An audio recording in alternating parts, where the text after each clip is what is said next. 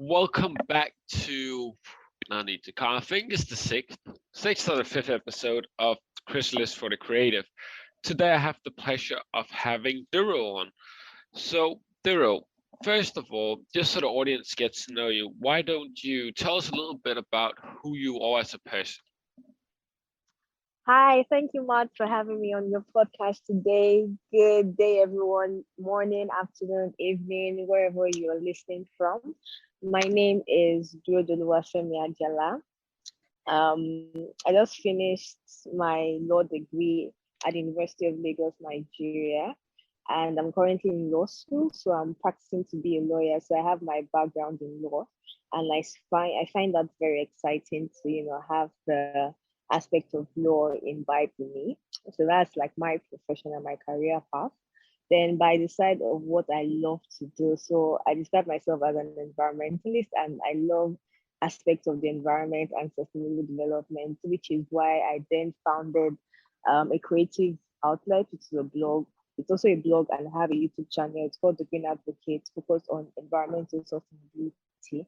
Then also, because I'm also quite passionate about youth empowerment, I'm part of one of the co-founders of YSDN Youth Sustainable Development Network, which is a youth-led enterprise for empowering and developing young people, enabling them to be solution providers to current problems being that are occurring in our society. So having that critical thinking mindset to be able to solve issues within your society and then also fund some of those projects that people are then thinking about and saying, oh, I can solve this issue in one or two ways. So getting the funds for them and also helping them to finance those projects. So those are like the things I'm involved in aside from my legal studies. So yes, I find that so very exciting. Thank you very much, Mads. Well, thank you very much for coming on, and I'm surprised how you keep up with all those things. I So am if you don't surprised mind to me what I do. asking, please do share how you manage to keep up with so many different projects at once. Yeah, and I think I get that question a lot because aside from the two, three things I mentioned on the show, like there's some other smaller initiatives that I'm also a part of. So I guess like we were like, oh, doing so many things. How exactly do you keep up with one, two, three things? Don't you think there's gonna be, because when I was in school, like isn't that gonna be clashing with your schoolwork? And like how exactly are you then managing everything and time there? Like, you're too involved. And I'm like, okay, but I think it's just my person. I think managing everything comes down to knowing your person and knowing what works for you and knowing how to then handle everything that comes or gets thrown at you. So for me, it's more like, oh, what am I passionate about? So it's more like because I have passions for certain things, I'm then able to incorporate them into my daily habits. So it doesn't at the end of the day, it doesn't look like work for me. It then looks like something that I am personally enjoying because it's something that I am passionate about. And at the end of the day, it's also having like a good team member because I don't work alone. So like in other organizations that I'm involved in, I'm not the only one managing like a particular role. So I have other people that are also managing it with me. And I also have time for my own, time I get to relax because obviously you can't just work all the time. At some point, you also have to have like a breather to just step back and just unwind from all the activities. So I also put that in because I like to just, unwind from a lot of activities I'm involved in to just have that balance in my life. So I think that's how I manage because I have passion for it. And I know that this work is not just, here and now, but it has like a futuristic mindset to it. So that like for me, that's what keeps me going and helps me manage all my activities. But at the end of the day, at some point, I might say, oh, this is not what I need to be doing at this point in time. So I might take a step back from that and say, oh no, maybe at some point later in the future, I might come back to this because I have so many other things to work on. So also priority also comes in like what are the things I need to do at this particular time in my life. Then I then begin to segregate those things and say, oh, one, two, three are things I need to start focusing on. Then four, five, six are like things I can then, push back to some other dates. Yeah, so that's basically it. I'm surprised you even like remember to take breaks. If I had so much going on, I would just forget to take breaks. I love my breaks. I do as well, but and sometimes like maybe a bit too much because I just go until it's finished. Like a part Yeah. of me don't really like taking a break because Mm, when I'm working, I just want to, when I'm like really productive, I don't want to get out of that zone taking a yeah, break. I prefer just definitely. to like push on, Definitely. carry Definitely. on. So that's also something like I do. So it's more like when I have like a work I have to do and I don't sleep all through the night. Maybe by the night I'm done with it. Then I can now say, oh, for the next 2, 3 hours or for the next 5 hours, I'm taking a break because I have accomplished something. So it's more like if I've done 1, 2, 3 things according to my schedule or what I set out to do. And like, oh yes, I've accomplished like maybe like 80% of what I'm meant to do, then I can say, oh yes, I deserve, a well-made break. Meaning break. That's the best feeling. Feeling like you have deserved the Yeah. break and then taking that break. Yeah, yeah. So I'm curious how, like, what made you wanting to join Chrysalis? Okay, so for me, I think it was Caroline because I met Caroline through a mutual friend of ours. So he was like, "Oh, would you like this opportunity to work with someone that, might be interested in one or two things?" And I was like, "Okay, seems like something I can take on at this point in my life." So I then spoke to Caroline and she's, she's the visionary of Chrysalis, and I got to see her reasoning and the need that she wanted Chrysalis to achieve and to then impact within the society. So I was like, okay, I can buy into this because I can see that there is a vision and a goal that she is trying to achieve. And I think it was mainly because of what I saw that she was trying to achieve and the platform and the process that she was trying to achieve it through that, brought me on board because she was like, oh, so the role she brought me on board for was more like community development for the Krisullis team. And because I've already had like a background in that because of um the organization I'm involved in, the people I relate to. So I had like a background in community development and community engagement. So it was easier for me to say, oh, yes, I can, see the vision of what you're saying for the Krisullis team because obviously seeing the needs of people in its society, education is a very key aspect, and the way in which she is going about it, trying to provide education, but in a different sense of the word. It's kind of because at the end of the day, you're then bringing a segregated set of people under an umbrella and trying to educate them in a way that they themselves can be creators at the end of the day, or they can then be earners and at some point in time get to then create jobs for other people. So you're increasing your economic viability, so to say. So it was more like, okay, one leads to two, two leads to three, three leads to four. So it was through that chain I got to understand that this is actually a very big project and something that will create multiple streams of impact in the people in the lives of people that are coming to Chrysalis. So it was that big picture that I saw from Caroline that said, oh yeah, I think I can do this because I'm interested in what she's bringing on board. Yeah, she's definitely a visionary. Every time we're having team meetings, I'm surprised at all new stuff she has and all new ideas like coming on. Yeah, It feels like yeah, it should be like definitely. just a couple weeks between all of a sudden this bunch of new ideas. Mm-hmm. Yeah, yeah, Great yeah. visionary. And I also like the fact that because when we spoke about 2, 3 months back, that was last year, 2021, at the last quarter, it was more like okay, she had a direction for where things were going. And I like the fact that it's also quite dynamic, meaning that she's not stagnant. Like she likes to move, she likes to evolve, she likes that forward thinking approach, which is something that is very key in any organization. So like that was another aspect of me. I was like, oh yes, this is like an organization that I really want to be part of because of the brain behind it. Yeah, the back. It's funny to when you mention like thinking back. It feels like Mm, there's only like a couple months ago. It feels like it should be much longer because of how much has yeah, happened. Also, when you hear yeah. deadlines, it's like already. I just heard about this. Yeah, yes. But one thing that I also wanted to talk about is You actually also, as you mentioned in the intro, you're one of the co-founders of the Youth Sustainable Development Network. Yeah. I read a little bit about it, and it really Okay. piqued my interest, and I think it's going to pique our audience interest as well. So, first of all, just like you did yourself, why don't you give us a quick rundown of what that's about and what you guys do? Oh, okay, thank you very much. I'd love to do that. So I'll start from the very beginning.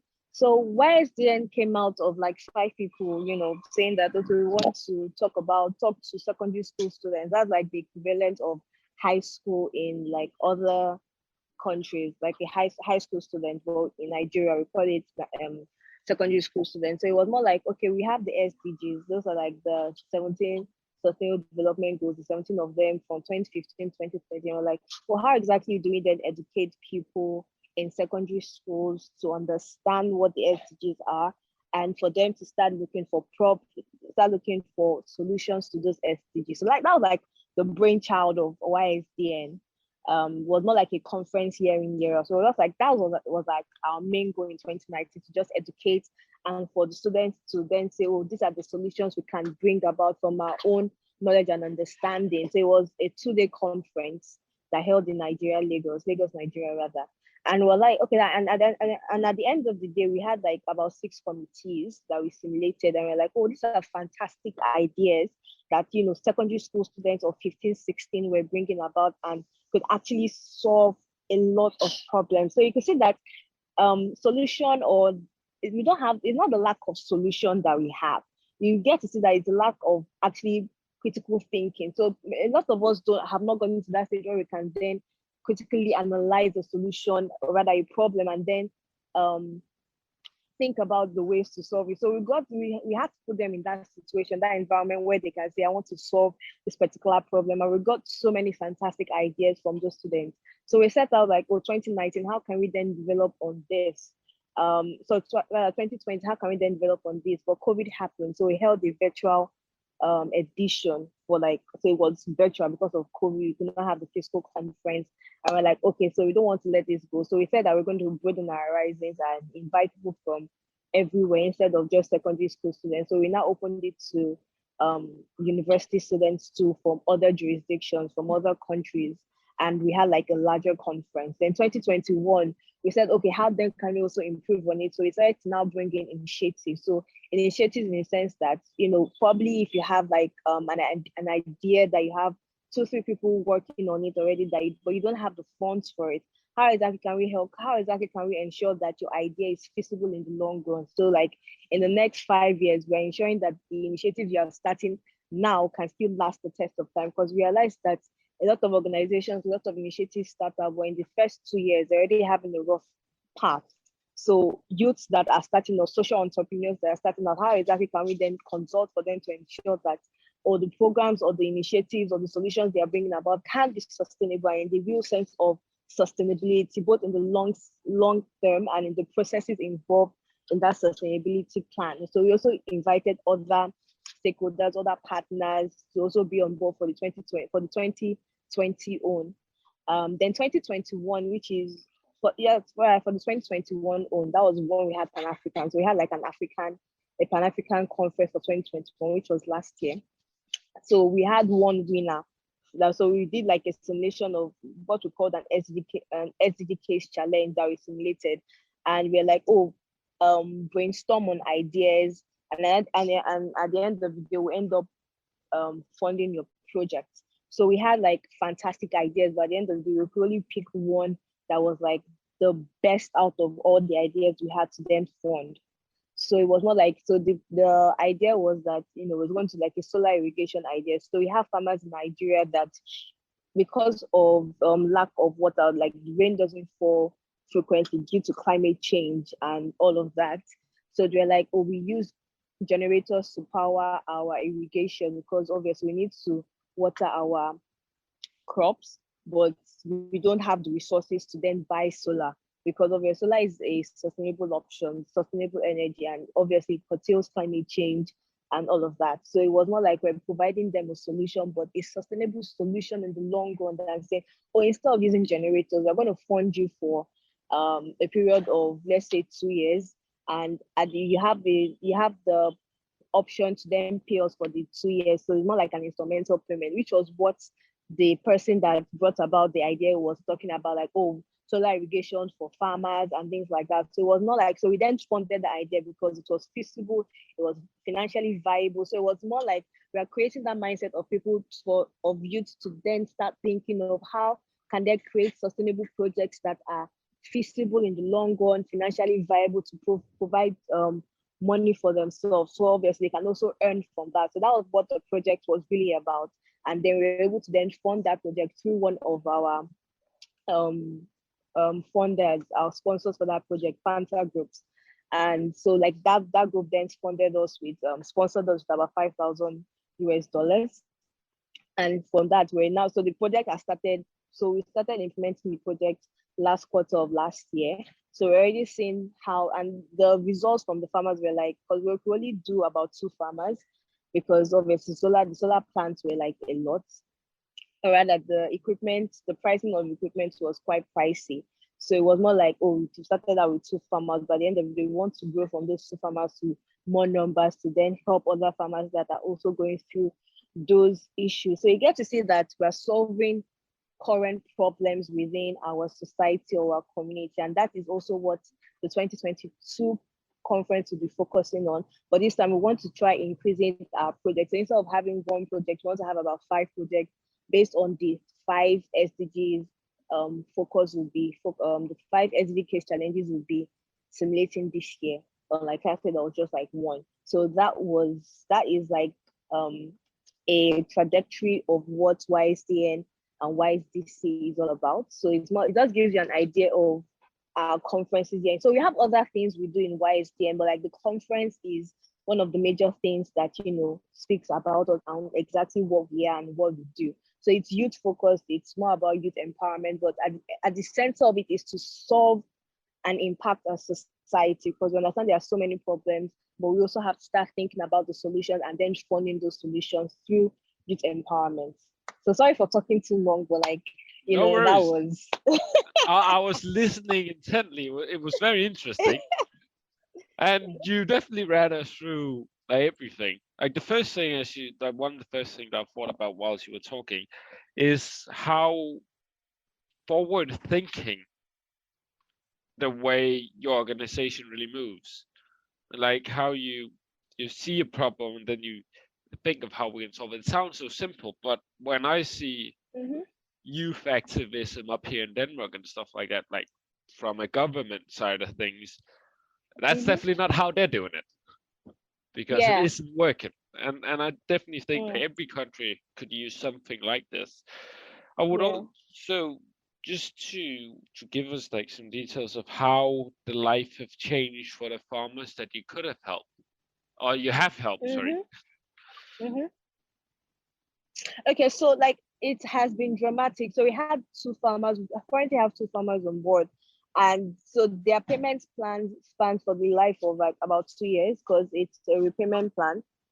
It's a repayment plan for about 2 years. So we gave them the fund. So we outrightly bought the equipment because they are small scale farmers, so they don't have exactly the large scale funds to buy the solar plants or the solar systems that they will be using, because that's quite an expense. So what we did was basically like buying it outrightly for them, and then paying it in smaller installments for the space of 2 years. So obviously those are the things that they can afford. And we have started the payment this January for the 2 farmers. So it was not like, and hearing from what they were saying, because we got feedback from them, we did the whole video from them, and we're like, oh wow, like this has helped them dramatically, because obviously the cost of petrol is increasing in Nigeria.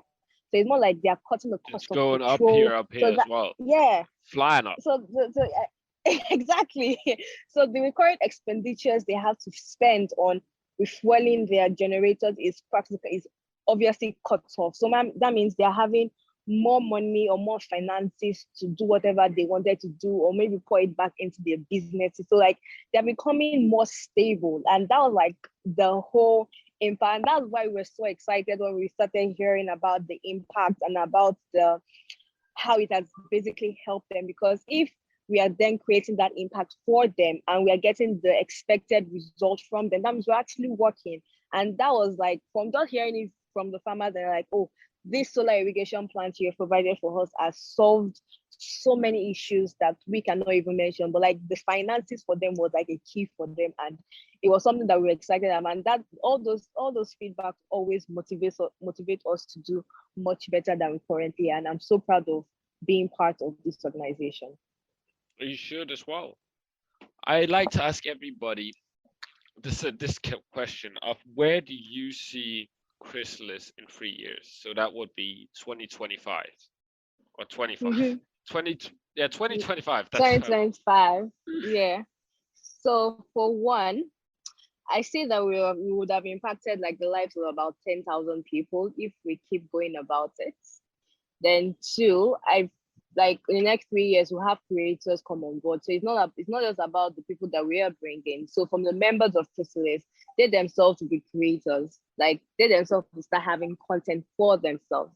Then three, at the end of the day, they will obviously start earning. So in the next 3 years, people that are members within the year 2022, by 2025, within the next 3 years, they can also have that earning opportunity, and they would have been recruited. So the employment gap they were currently seeing would have been able to bridge that gap in some sort of way because of the educational platform they were providing to people to then leverage on.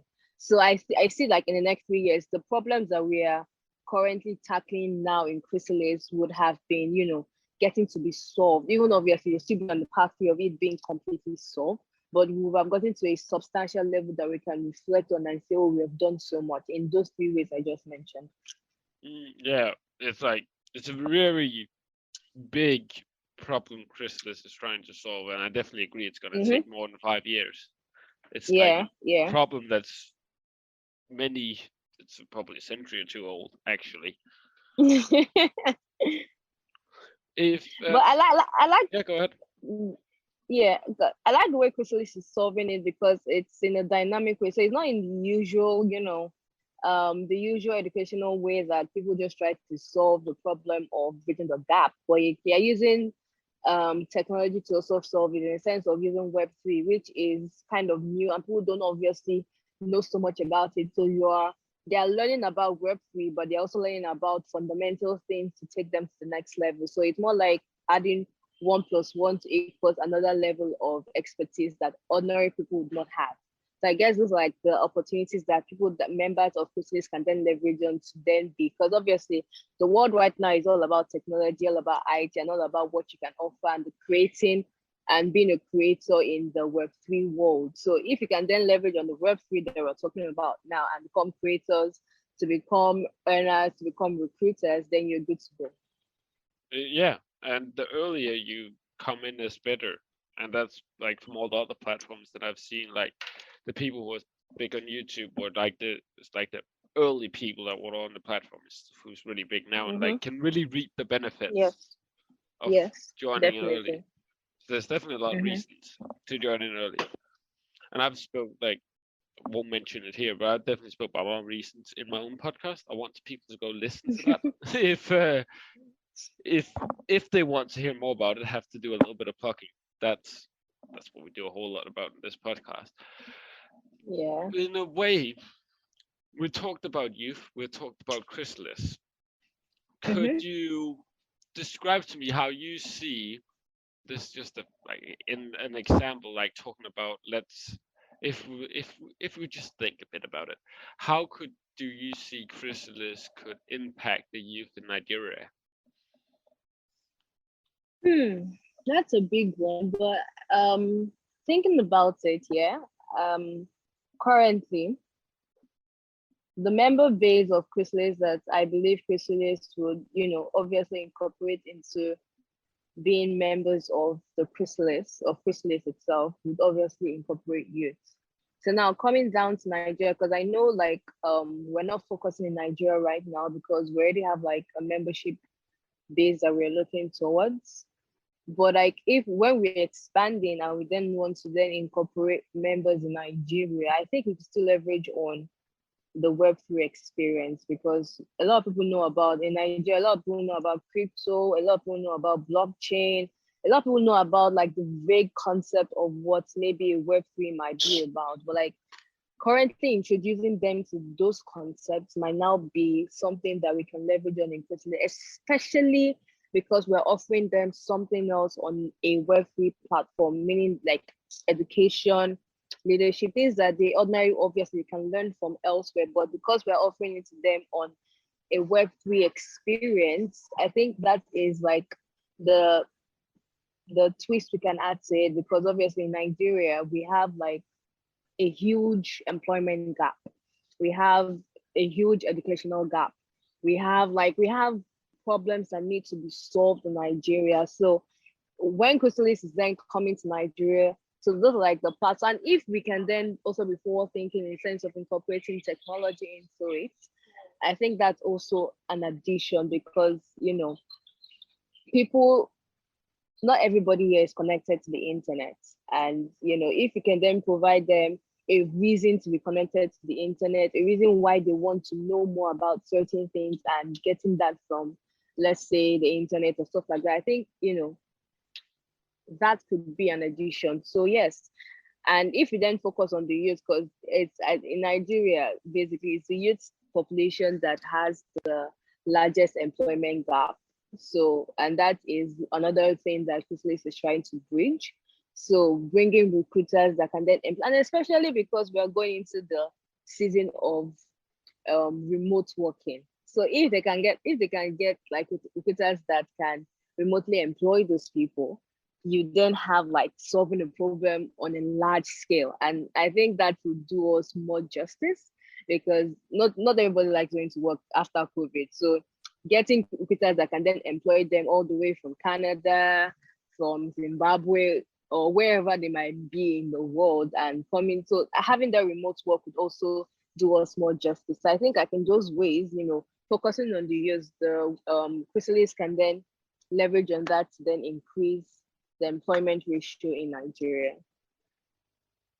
Yeah, that's one of the early goals. Actually, I think that came like along with the whole education. It was all about education for the reason of employment. Yeah, and that's like the different outlook than traditional schools have. And one of the problems that Krisullis is tackling is that different way of looking at it. And the funny part is, so sorry to cut you short, Mads. And the funny part is, people like in Nigeria complain about our formal educational system. So if in a situation Chrysalis solves that problem, then that takes off the whole burden of people complaining about the way our formal educational system is being run, because it's not the, I'm not trying to be judgmental or being critical about this, because I'm also a Nigerian, because I'm very appreciative of what I have gotten from the system. But I think there's so much to be improved upon in the educational system, and Chrysalis can offer that platform for people to start thinking about education in a different light, which is something that I think will go a long way for Nigerians themselves. Yeah, I as well very critical of the Danish education system, and for most people that I've spoken to around the world, most people are very critical of the education system because it doesn't really prepare you for life. It's like you're in like your own little bubble in school. At least we're up here. And then it's like you actually enter the real world. It's all like such a lot of different responsibilities. And it's also weird that no school is, at least from that I've heard of, actually teach people about money. Yeah, you probably have to go and learn about that in a business school or something like that after school. I remember in business school we didn't. I don't remember learning too much about money in business school. We learned like we learned how you like made like you did accounting, but we never like actually went into money in any way, shape, or form. We learned that if you mess up the accounting, you could go to jail. And at that point, I decided I would never do any accounting. I can imagine. So that's like the main things I remember from business school. Mm. Well, we talked about a whole lot on this episode, and if the people that are listening to this are wanting to hear more, where can they reach out to you, connect with you? Maybe the website for the website for the youth of organization. That's going to be somewhere. I don't know where we can put text on this thing yet, but besides that, where can they find you? All right. So for me personally, you can always find me on Instagram. My name is Duro, like Duro underscore FA. Duro underscore FA. For personal, that's like my personal profile. That's my personal profile. Then for my blog, which is on environmental sustainability, it's on WordPress. So you could just go to www.thegreenadvocate, like D for Duro, that D, thegreenadvocate.wordpress.com. Then for my organization is www.ysdc.org.ng.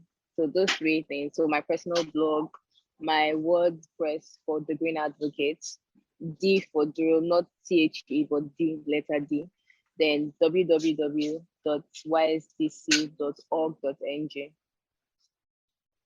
Or you can go to the Instagram, ysdc underscore official. Sounds good. I'll make sure to have those linked somewhere as well. Is there anything you want to say before we sign off? Well, I'm really excited for the future of Chrysalis, and I'm really appreciative for being on this podcast today. So thank you very much, Mads, and I can't wait to speak to you again. Me as well. We're probably going to speak a whole lot more now that both are part of this project. And again, thank you very much for coming on, taking the time. I really appreciate it. And if you listened so far, make sure to follow, subscribe. Yeah, thank you all so much for listening in.